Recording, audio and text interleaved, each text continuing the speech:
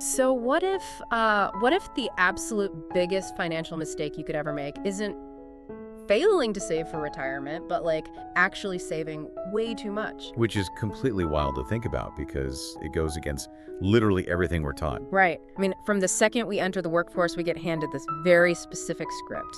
You know, grind hard, delay gratification, funnel every spare cent you have into a 401k or an IRA. And just hope you get to enjoy someday. Exactly. But today we're doing a deep dive into this, honestly, pretty radical philosophy from Bill Perkins' book, Die with Zero. We want to explore why dying with a massive bank account is, well, mathematically speaking, it's equivalent to wasting thousands of hours of your life. It really is. And the mission today is to kind of challenge that deeply ingrained autopilot behavior. We want to help you figure out how to optimize your finite life energy for, maximum fulfillment. Yeah, and I want you, the listener, to just think about this for a second. How often have you delayed doing something you genuinely love just to stash a few extra bucks away for a future that honestly is not guaranteed? Probably more often than you'd like to admit. It really ties back to that classic Aesop fable, right? The ant and the grasshopper. Oh yeah, the ultimate guilt trip story. Right. Society is constantly screaming at us to be the ant. Work hard, store up all your food for the winter, be responsible, while the grasshopper just plays the fiddle and, starves when it gets cold. But the question I kept asking myself while looking at these sources is, when does the ant ever get to actually play? Like, ever? It's a great question. And look, the grasshopper's path obviously leads to disaster. But the ant's path, if you take it to the extreme, just leads to a life completely unlived. So our goal today is to find that exact mathematically and philosophically optimal point right between the two. Okay, let's unpack this, because to really break out of that whole be the ant mindset, we first have to fundamentally redefine what money actually is. Yeah, we have to stop looking at it as just, numbers on a screen. Right. The source material presents this huge paradigm shift. Money isn't just paper, it is life energy. You are spending finite, completely non-renewable hours of your actual life to get it. Which changes the entire equation when you start doing the math. It really does. Let's look at a hypothetical example. Let's call her Elizabeth. Say she's a 45-year-old making a solid middle-class salary, like $60,000 a year. Pretty standard. Yeah. After taxes, she takes home, what, around $48,900? Roughly, yeah. Right. So if she works 50 hours a week, and I'm including commuting and getting ready for work in that, she is trading 1 hour of her life for exactly $19.56. Wow. When you break it down to the exact dollar amount, it hits different. It's brutal. That $20 bill in your wallet is literally a crystallized hour of your life. And that's the core of the life energy concept. Think of humans as these energy processing units. We process energy to survive, obviously, but also to live, to move, connect, experience things. Yeah, to actually do the things we enjoy. Exactly. And because your life energy is strictly finite, you only have so many hours on Earth. Any wealth you hoard is basically just a storage battery. It's holding the life energy you already spent. Right, the energy's already gone. You spent it in that cubicle. Yes. So the goal of your life shouldn't be to just build the biggest possible battery and then die before you ever plug it into anything. Dying with money left over is honestly the ultimate waste of your life energy. I was thinking about this, and the best analogy I could come up with is concert tickets. Oh, I like this. Yeah, so dying with $1 million in the bank, it's like buying this massive stockpile of front row concert tickets. You work overtime for decades to pay for them. And then, the night of the show, you just stay home and watch TV. You work thousands of hours for literally nothing. For free. It's a tragedy. So if hoarding it is a waste, then what is the optimal way to actually spend it? Well, we have to look at the science of experiencing, moving from just saving to actually experiencing. We usually think of a vacation as this fleeting thing, right? Yeah, you go, you come back, it's over. Exactly. But there's this story in the text about a guy named Jason. Oh, the backpacking story. Yes. So Jason is in his 20s, desperately wants to go backpacking across Europe. He has all the time and health in the world, but zero money. So what does he do? He takes out a high-interest personal loan to pay for the trip. See, when I read that, all my personal finance alarm bells just started screaming. Right. It sounds terrible on paper. It does. Like taking on high-interest consumer debt for a vacation. Isn't this just a free pass to blow all my money and be totally reckless? What's fascinating here is that traditional accounting completely misses the real return on investment. The text introduces this concept called The memory dividend. The memory dividend. Okay, break that down. So experiences don't just give you joy in the actual moment. They pay these compounding dividends every single time you remember them.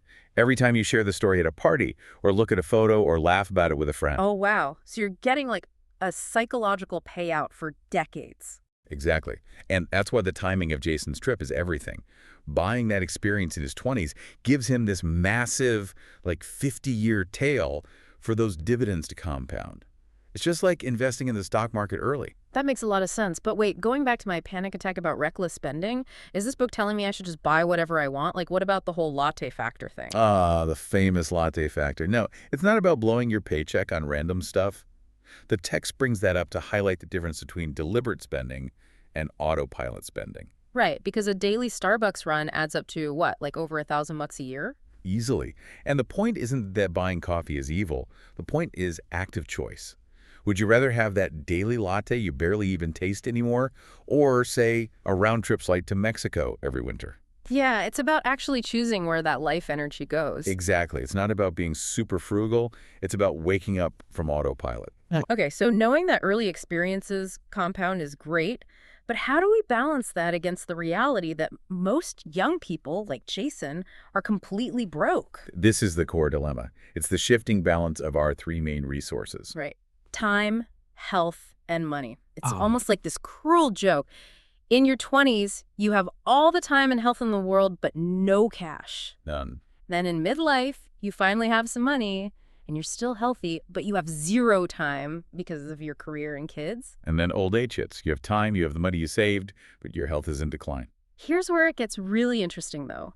The author talks about this illusion that we're always going to be the same person. He tells a story about watching the, the Pooh's Heffalump movie with his young daughter. Oh, yeah, that part was surprisingly emotional. Right. It was this beautiful thing they did together all the time. And then one day, he asks if she wants to watch it, and she's outgrown it. She has no interest. And he realizes that window is just permanently closed. It's gone forever. Yeah. He introduces this really profound idea that we die a multitude of deaths throughout our lives, like entire phases of who we are just end permanently. Which completely destroys the whole concept of a traditional bucket list. Yes, because bucket lists tell you to wait. Right. They tell you to put off all your biggest dreams until the very end of your life. But human biology is just unforgiving. Your physical ability drops off a cliff eventually. So what's the alternative? Time buckets. Instead of one big list for when you're 80, you divide your life into these 5 to 10-year intervals. And you map out experiences based on what your body can actually handle during that specific bucket. Give me an example of how that looks. Well, say you want to ski the Alps. That is a high-impact, physically demanding experience. That belongs in your 30 or 40 bucket. Right. You can't put that in the 70 to 80 bucket. Exactly. The 70 to 80 bucket is for, like, playing shuffleboard on a cruise or reading to your grandkids. Okay, I love the time bucket idea, but let me push back on the middle years, that messy midlife period where we have money and health, but literally no time. How do we justify spending our resources then? You have to aggressively buy back your time. Like the laundry example from the text, this totally changed how I look at chores. That's a perfect mathematical model. Yeah. So let's say, based on your salary, your time is worth $40 an hour. If you spend 2 hours every weekend doing laundry, that chore is essentially costing you $80 of your life energy. Right. But if a wash and fold service only charges you $50 to do it for you paying them, is mathematically the smartest thing you can do. You just bought back 2 hours of your life for $30 less than it's worth. It is a totally sound way to buy back life energy. People feel guilty about it. Oh, so guilty. Because society says you should do your own chores. But if it frees you up to go build a memory dividend with your kids, it's a massive win. Okay, so let's say someone is listening to this and they're fully on board. They've mapped out their time buckets, they're outsourcing their laundry, they're planning to spend their money down to exactly zero. The dream scenario. Right. But then they tell their friends, and the immediate panicked reaction is always, but what about the kids? What about charity? Like, if you spend it all, aren't you just being incredibly selfish? This raises an important question about what actual generosity looks like.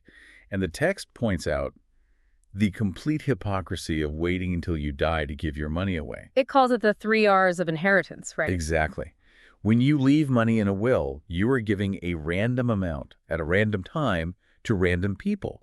because you don't know when you're going to die or what the market will look like or who will even still be alive. And the timing is just awful. If you die in your 80s, which is, standard life expectancy right now, your kids are probably going to be in their 60s. Right. They're already nearing retirement themselves. Their house might be paid off.